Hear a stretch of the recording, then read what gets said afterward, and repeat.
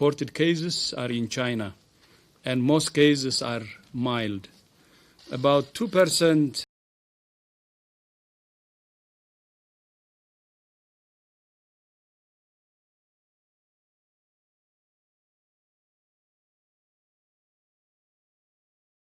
As we used on Saturday, it means those who are watching us online, journalists online through Zoom.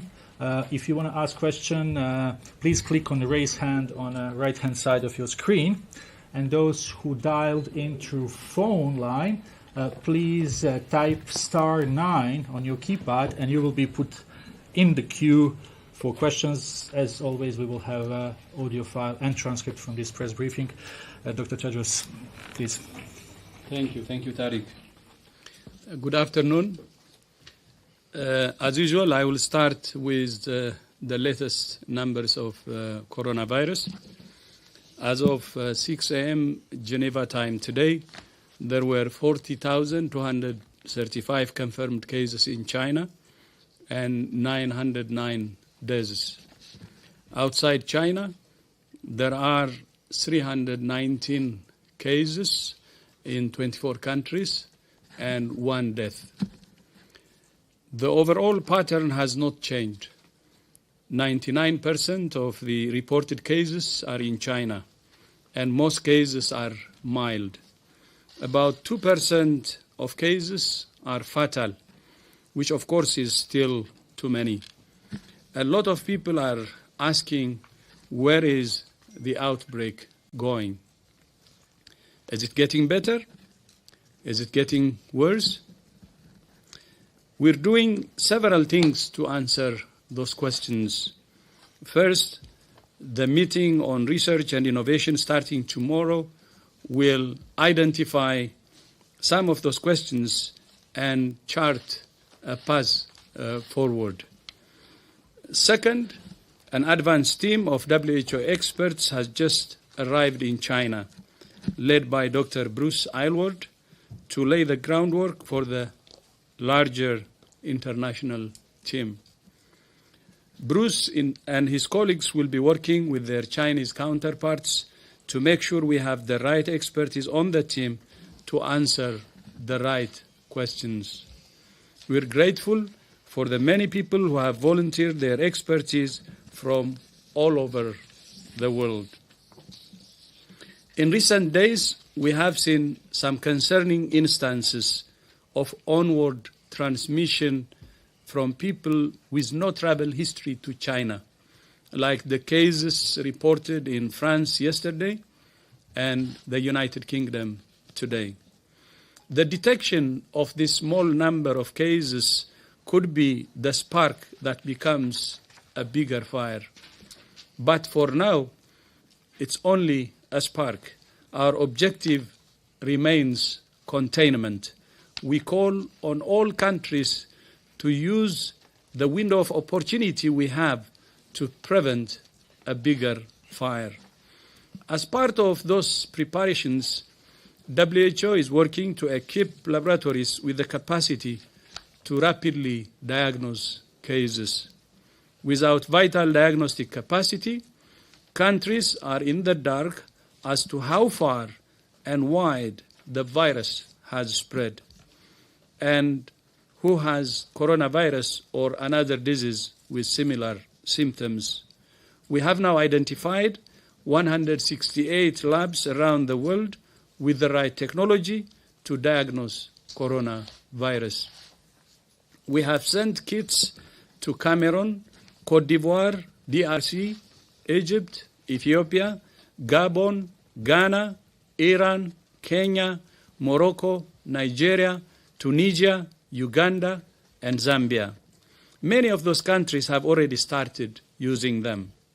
Another shipment of 150,000 tests is being assembled in Berlin today and is destined for more than 80 labs in all regions globally. Last week, the African CDC conducted training in Senegal with 12 countries using tests sent by WHO, and further training will take place in South Africa next week. WHO will continue working with all countries to prevent and detect rapidly new cases of coronavirus and to save lives. I thank you. Thank you very much, Dr. Tedros. So we will start immediately with questions. As always, we will start here in a room, and then we will go to our colleagues online. Please, one question per journalist so we can try to take as many as possible. To Mark and Gabriela, please. Yes, I have a question. If you can just take a microphone. Sorry, just here. We have a rowing mic for today. Thank you. Hi, this is Liu from China's Xinhua News Agency. Two questions. Sorry. One question. Okay. Does WHO has any comments on the latest reports that there is a breakthrough in research about the virus? That researchers in South Australia, the New South Wales, I guess, they have successfully managed to obtain live virus from the patients instead of synthesize the samples. Does that help in any way to quickly detect the virus and diagnosis, judging from the WHO's point of view? Thank you. They have synthesized the virus? I didn't understand. Question. Can you repeat just the question, please? Yes, the latest reports from the Australian health authorities from New South Wales. The researchers have successfully managed to obtain a live coronavirus from infected patients instead of synthesize the samples from laboratory. Does WHO know that or had any comments on that? Okay. Sure. I think a number of labs have isolated the virus now around the world, so I think, and are actively sharing the virus as well.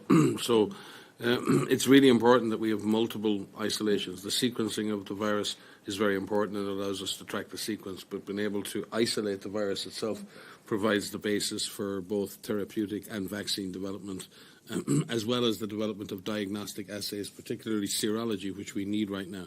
And having live virus is very important for developing the neutralizing tests and other things we need to test for the presence of the antibodies to the virus, which will allow us to look at population attack rates, not just look at who's been infected and who's been sick, but to potentially look at a broader proportion of the population to see if there are milder cases out there that we're not detecting. So live isolation of the virus allows a huge advance in diagnostics and potential advances in therapeutics and vaccine development.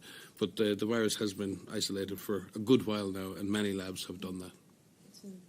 The viral culture of the virus in laboratories is indeed a next step, to the normal diagnostic, which is based on PCR. And it's indeed very important, because when you have, for example, the genetic sequence, is like having the ID card of the virus, but not the virus itself. So here, with having the virus in hand, it's indeed much better to make testing and to make probes against therapeutics or vaccines. Thank you. Mark, please. Yeah, Mark Webster, CDCN. Could you give us an idea of what the priorities are for your team on the ground now in China? And are you satisfied that they will get full cooperation from the authorities there? Yeah. The team is there first and foremost to learn and to understand not only the investigations that have been carried out so far in China, but also to understand the nature of what has been one of the largest public health responses in history in China. So we both learn more about the virus, to learn more about the investigations that have been carried out by Chinese scientists and epidemiologists, to understand the nature of the public health response, which reaches right from the lowest level in the community right the way through the system to the top. So there are huge lessons to be learned from that experience.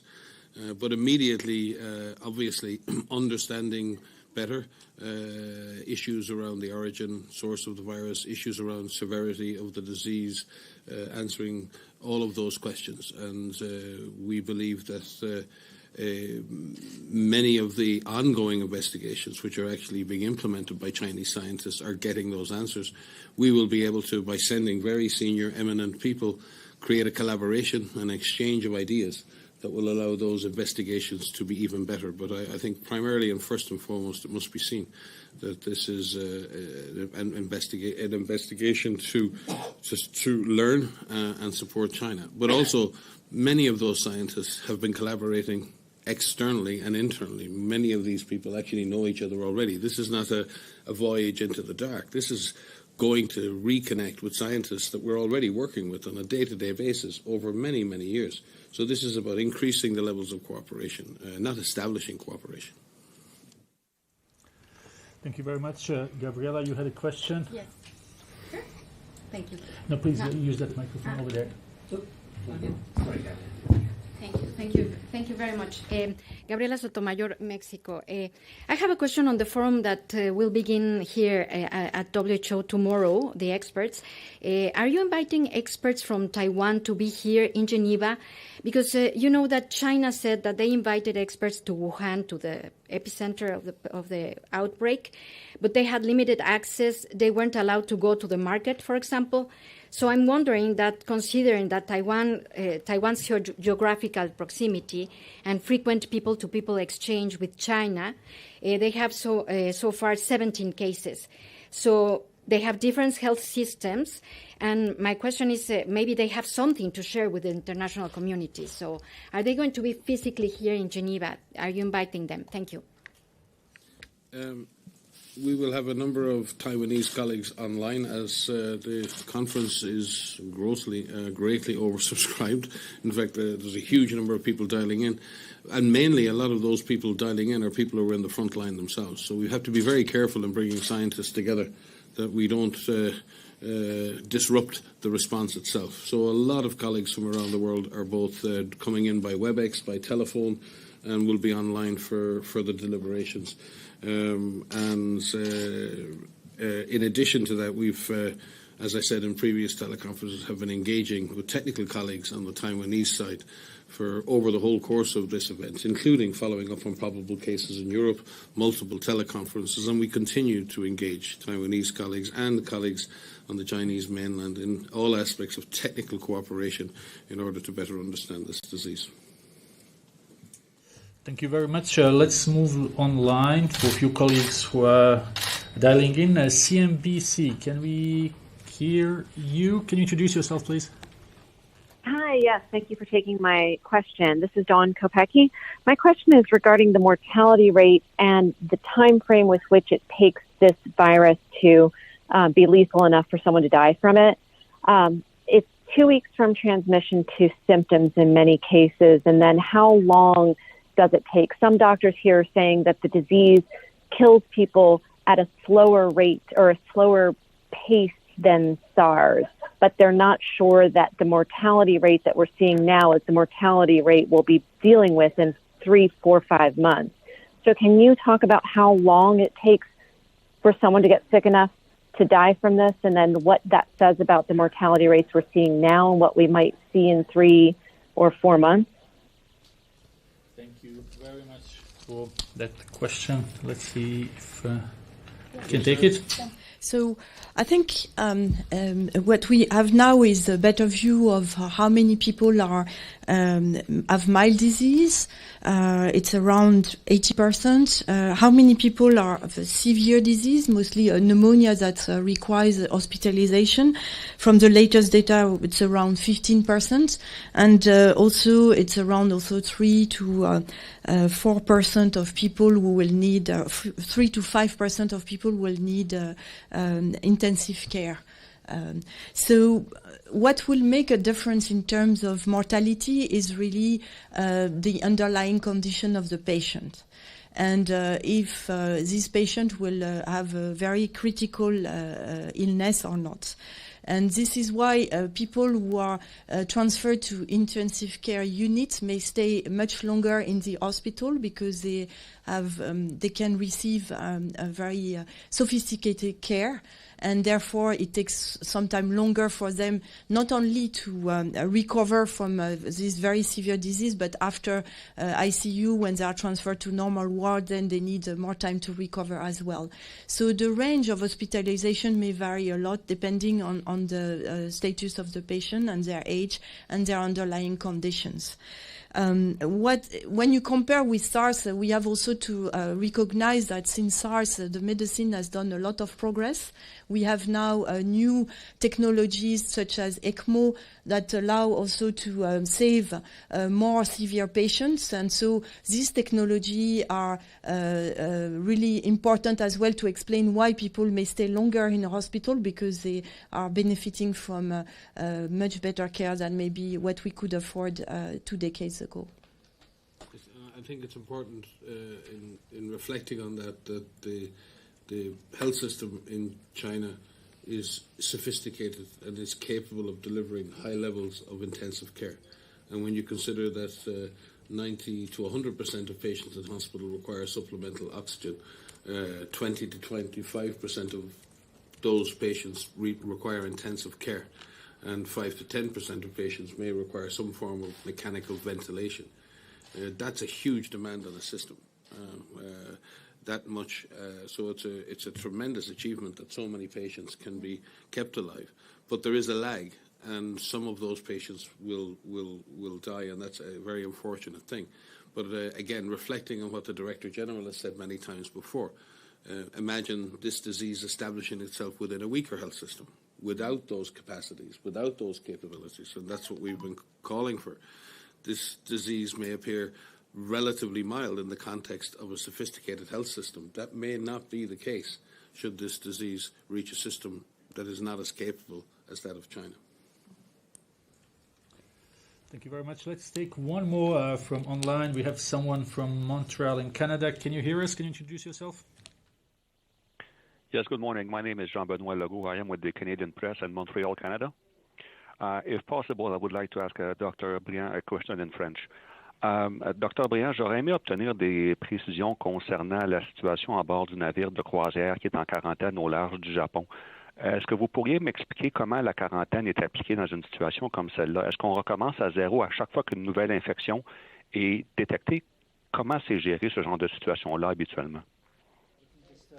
Translate this for everyone. So it's a question about quarantine rules for people on board of a cruise ship. Are we starting always the new quarantine period every time the new infection is being detected? Dr. Briand. Oui, merci pour cette question. Alors, en fait, ce qui se passe à bord de ce bateau, le Diamond Princess, c'est effectivement que quand les cas ont été diagnostiqués parmi les passagers, les personnes qui étaient positives lors du test ont donc été évacuées et hospitalisées sur le continent. Donc, ne sont pas restées à bord. Par contre, les autres personnes qui sont restées à bord du bateau, on leur a demandé donc de rester le plus possible dans leur chambre, dans leur cabine, et s'ils devaient sortir de leur cabine, se munir de masques. Et donc, les tests sont faits régulièrement sur ces personnes. Donc, normalement, la période de quarantaine devrait se terminer le 19 février, mais on est en train de travailler avec les autorités sanitaires et aussi les personnels qui sont en train de réaliser l'investigation sur le bateau pour voir comment on pourrait aller de l'avant en termes de quarantaine pour à la fois respecter le droit des personnes et leur permettre de pouvoir circuler librement et en même temps s'assurer que le risque de transmission est vraiment minimal, voire inexistant. Donc c'est actuellement les interactions qu'on a avec les autorités sanitaires pour trouver la meilleure mesure possible. C'est juste aussi pour préciser, quand il y a des nouveaux cas, c'est juste les contacts de ces nouveaux cas qui commencent encore les 14 jours. Okay? So, c'est pas tout le bateau, c'est quand il y a des autres cas, c'est juste les contacts précoces de ces cas qui commencent encore les 14 journées. Very quick one in English for rest of the journalists. So currently, so what happens is that the people who were found positive have been hospitalized, so they are not anymore on the ship, and the people who have been contact, I mean the rest of the travelers are checked regularly, and so when a new case is found on the ship, then only the close contact of this person are considered for additional quarantine, but otherwise the quarantine for the rest of the travelers is supposed to end on 19 February. Thank you very much for this translation. We'll go back to the room, start with Jamie, then we have Shane, and then one more here. Jamie, can you just please grab that roving mic? Can someone please pass the mic to Jamie doesn't have to get down off the stage this time. Great. Yeah. Good afternoon. Thank you, Jamie, Associated Press. Dr. Tedros, I'd like to go back to the case of that happened in France and the recent cases. How concerned are you that we may be seeing a super spreader emerge? What exactly is that, and how could that be defeated? And then, just in a similar note, sorry, it's the same thought, Tarek, is that there are conferences that are happening all over the world. How concerned are you, including one that's going to happen here tomorrow, how concerned are you that conferences may be a place where super spreaders could emerge from? Thank you. Thank you, Jamie. If we can just get a microphone toward this area. Yeah. On the event in Singapore, no, I think it's way too early and much more of an exaggeration to consider the Singapore conference event a super spreading event. The events in Singapore at the moment, I think, has about 40 confirmed cases, 21 associated with import from China, and 19 locally acquired with no history of transport. The Singapore conference cluster has 12 cases associated with it. Those 5 you mentioned, Jimmy, in Singapore, or in France, the 3 in Singapore itself, and then Korea, Malaysia, and the United Kingdom. But those numbers are ones. So we're not dealing here with a super spreading event, people comparing it to the Amoy Gardens or to the Metropole Hotel or any of that. But certainly it is always a concern when people come together and then move apart, and we have to have risk management procedures associated with that. But you can't shut down the world either. Normal activity must go on. So what we need to see is reasonable, well-managed meetings and gatherings in which the risks are managed appropriately. We're not going to be in a position to say on the slightest possibility that there may be possibly an infection associated with nCoV that we're going to cancel every event. Otherwise, we cancel these press conferences and we wouldn't be able to speak to you. So where is the limit to this? So I think we need to remain calm. We need to be measured. We need to be driven by risks. First, we need to identify those risks and look at those events one by one and say, okay, what are the risks? How can those risks be minimized? There is no zero risk in anything in life. You may trip on the stairs going out of here. It's a risk. So I think we need to take a risk management approach, accept there's no zero risk, and do our best to ensure that we ensure the safety of people attending all gatherings around the world. And I think also what is very important is to talk about super spreading event and not people, because it's not the person, it's really the circumstances and the situation that makes the transmission increase, and not the people themselves, so that we avoid also some stigmatization that is really unnecessary. Thank you. Thank you very much. We had one question here. If you can just please give the mic, and then we will have it. We will try. If you have short one question, we will be able to get to everyone. Thank you. Hi, my name is Ken. I'm from the Japanese newspaper Yomiuri. I'd like to come back to the international expert team.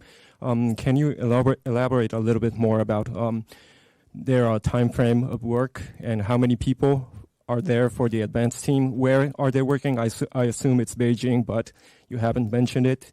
And how many people are you expecting for the team altogether?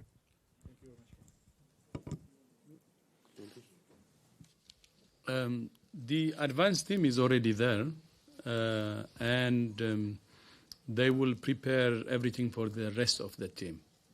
And we hope the rest of the team will join them as soon as possible. And the team could range between 10 and 15. But we're aiming for 10 actually to make it as manageable as possible. So if need be, we can increase, but it will be around 10. So that means additional 7. And where are they working? Of course, they will have a plan. No. Where? They will have a plan. They will organize a plan based on the discussion with their counterparts. What to visit, when to visit, and where to visit, and where to focus, what kind of issues, which unanswered questions to answer, and so on. So we have fully empowered them. We don't want to tell them to do this or that. And that's what we told the advanced team. Because these are experienced people, and they know what to do. So we want them to be really free, empowered, and see things for themselves, and then, tell us, answers to the questions that we still have. So we wouldn't say anything now because they're not like told to say this or to do that, because they have to have a free thinking, and they have to operate with full responsibility and empowerment, and we have fully empowered them. Thank you. Very much, DG. Let's go. Shane, you had a question. Please take a mic, please. Then we go to the colleague. Shane from China Central Television. I also have my question is also about the advanced team and the international experts.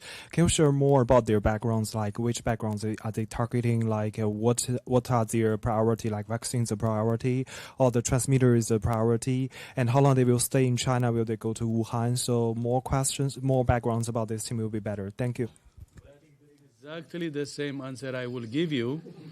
They will decide that as soon as they have explored everything, and where to focus, and how long it will take them, and so on.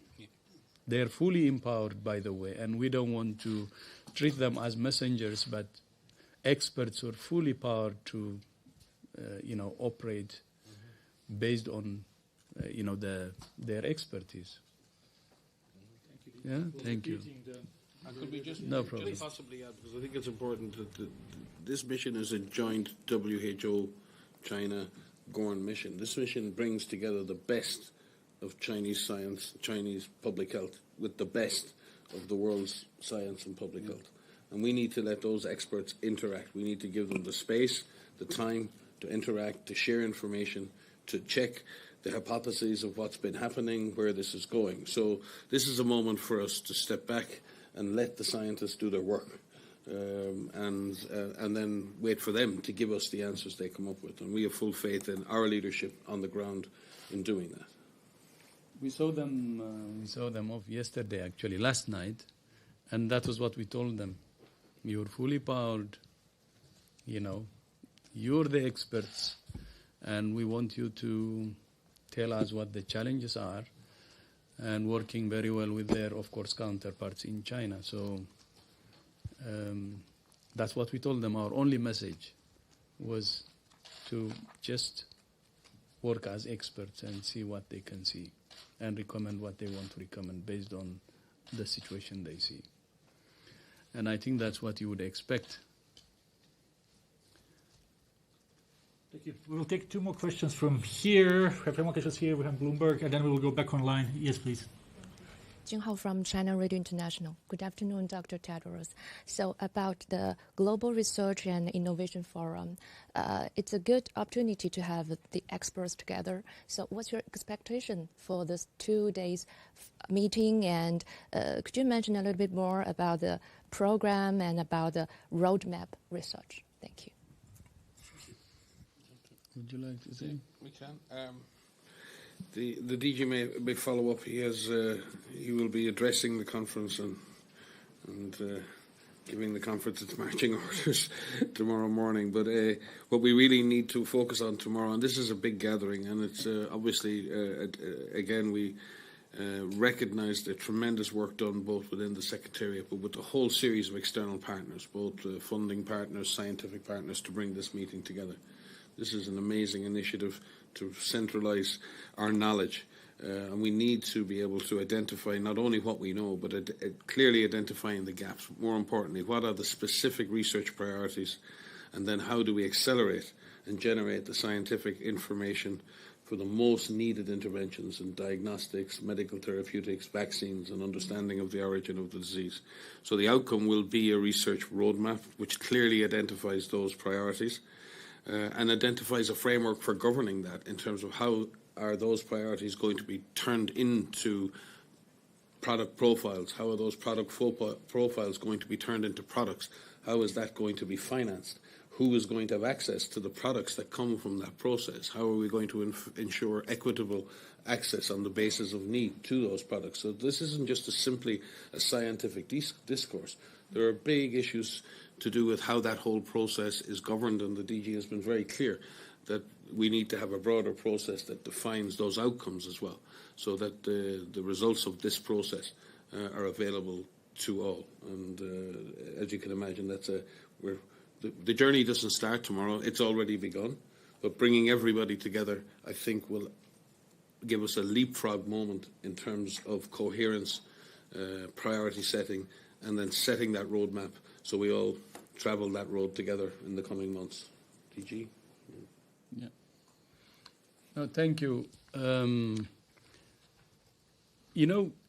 Tomorrow's meeting, one thing we would expect is, again, they should be free to say whatever they think based on the unknowns we have, but we want them to focus on science. There are some people from some corners who would like to politicize it. I think we have to avoid that. We want scientists who would really focus on the problems and tell us their solutions. So this is science based on evidence, and we're expecting that experts, especially in this area, to join and help us in finding solutions to the unknowns or answers to the unknowns. And that's what I would advise, and I'll repeat it tomorrow. Science is science, and we want them to really focus on that. And politicization will not really help us. This is a common enemy. I said it many times. Let's focus on this common enemy against humanity. It attacks any human being. And that's how we should see the threat, as one humanity against a virus which we don't know very well. And we need to answer the questions in order to fight it better.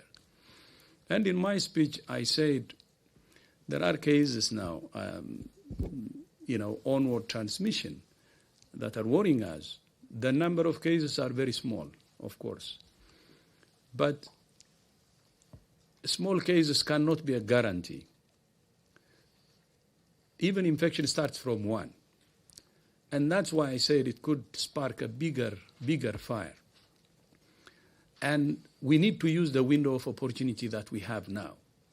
Because if you compare the number of cases in China and the rest of the world, in the rest of the world, I said it earlier, we don't have more than 319 cases, let's say above 300 cases. This is only a window of opportunity. And we should really work hard as one human race to fight this virus before it gets out of control. And that's my message. And the other part is, as you remember, we traveled to Beijing and we had high-level meetings and we agreed on three things. And one is the strategy, especially focus on the source, taking serious measures at the epicenter, at the source, that's the Hubei province. Second is sending experts so that the Chinese and international experts can work together to address the unanswered questions. And third is sharing information. But this message is not just for China, it's for the rest of the world too. We have to do all three in all countries, and that's how we can get better response. If there are cases reported, not only in the T24 but others, we have to make sure that to attack at the source, and we have to share experience, and they have to cooperate with WHO. If we need to send experts to other countries, they should be prepared too. So this is a message for the whole world, and a message that this is a common enemy that we can only defeat if we do it in unison and in unity. Thank you. Thank you very much, Dr. Tedros. We have really time for only 3 more questions. We go to Bloomberg first, and I will go with 2 questions online. Thank you. Thanks for squeezing in my question. It's Hugo Miller, Bloomberg News. There was a study out that concluded January 29th that was published today in China from a pulmonary disease specialist. I think his name is Zhong Nanzhan, forgive my pronunciation. But he said that he concluded that the incubation period, which I think we've typically understood to be up to 14 days, could easily be as long as 24 days. So the question I have for you is whether that, having absorbed that, whether you're considering changing your recommendations on quarantine periods, be it on a cruise ship, be it wherever around the world, by up to another further 10 days. Thank you. At this point, we take all observations obviously very seriously, but there are many, many different observations of length of incubation. And incubation periods at either end of the spectrum we need to look at very carefully. A very long incubation period can reflect a double exposure. We take exposure as a proxy for infection. So we assume this exposure led to the infection. We've seen this in Ebola, when we've seen very long incubation periods, and then when we investigate, we find, oh no, there was a second exposure a week later or 2 weeks later, and that's when the actual infection occurred. So there very often can be outliers, and they can be because of the recording of the exposure. So we need to be really, really careful when we look at outlier figures. The median incubation period in that study is actually 5 days. And the 24 days is an outlying observation. So the study doesn't conclude that the incubation period is 24 days. The study concludes that the median is 5, but that the outlying observation is 24. And that needs to be taken seriously. But that needs to be taken in the context of all of the other studies. So at this point, WHO is not considering changing anything. But we will consult further and more widely, as we always do. Sylvie, I don't know. We will have 2 questions from colleagues online. We start with Sarah Bosley from Guardian. Sarah, can you hear us? Hello, do we have Sarah? Hello? Yes. Hello, can you hear us? Maybe we can go to... Hello? Yes. Sarah, can you hear us? We can hear you. Hello? Yes. I don't think she can hear you, Tarek. Chris, maybe we can go to try to get another journalist online from DPA, from German agency. Do we have anyone online? Kai is online? Oh, okay, we'll take then Kai Kupferschmidt. Kai, can you hear us? Yes, I can. Thanks for squeezing in my question, Tarek. I just wanted to ask a question about the case definition. So there are reports that the Chinese National Health Commission has changed those, and that basically people who test positive for the virus but have no symptoms will no longer be counted as confirmed cases. Is that partly what's behind the lower numbers we've seen? Do you know anything about this? Kai, truthfully, no, we're not aware of that change. We will check it out, obviously, but no, we're not aware of any significant change to the case definition. Certainly not one that discounts lab-confirmed cases if they're not. No, we'll have to check that out and come back to you. It sounds strange. Okay, well, thanks for that.